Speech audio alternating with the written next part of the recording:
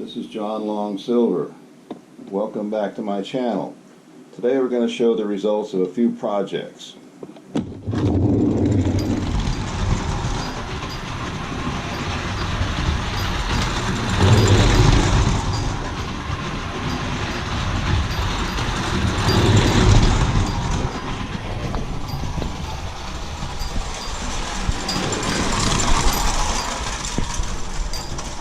I'll pick it up and we'll show the sparkler that way. Just a second.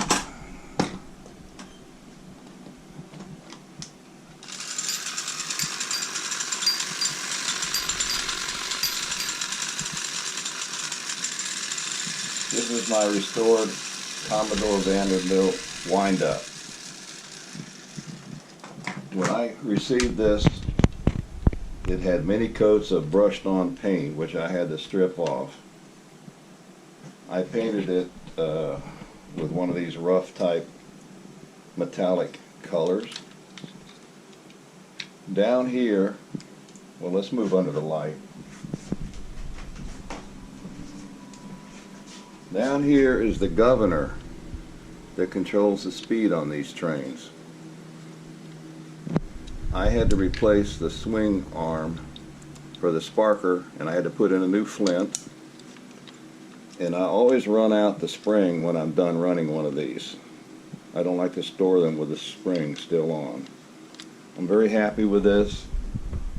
For years I ignored the wind-up trains. Now I'm pretty much fascinated by them. The next project is a 1666.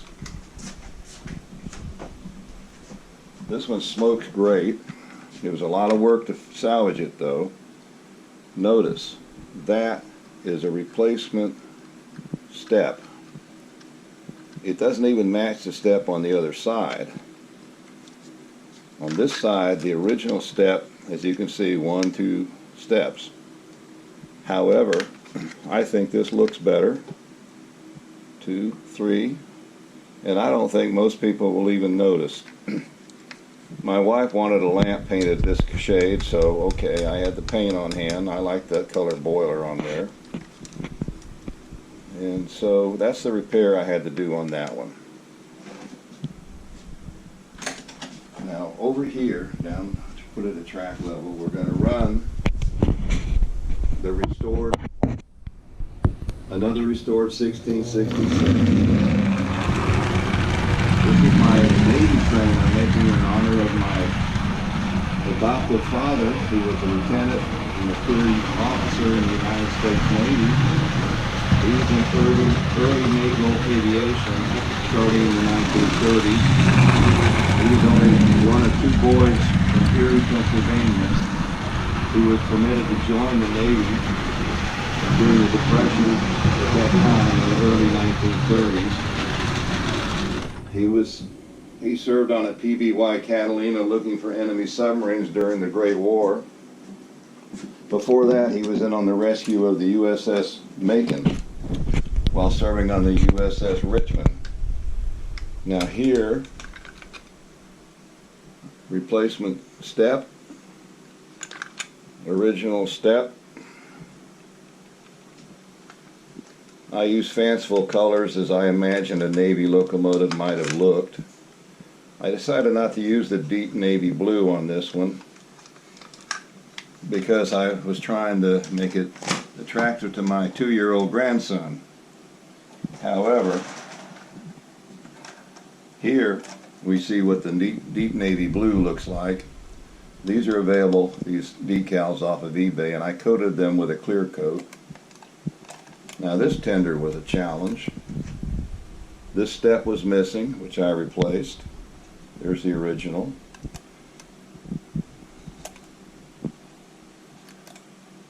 It also had a chip out of one of these corners, and I can't even tell where it is now. The repair job makes it hard to see. This is a 3/16. It was a rust bucket special. I had a hard time, believe me, disassembling these and reassembling them is not something easily taken on. I made new handrails out of brass tube. The originals are very rusted. These parts here were extremely rusted. Everything was rust. The trucks were unbearably rusted. Rust-Oleum sells a rust reformer dull black paint, which I use. But you need to let it dry extremely thoroughly if you're going to paint over it. Now here,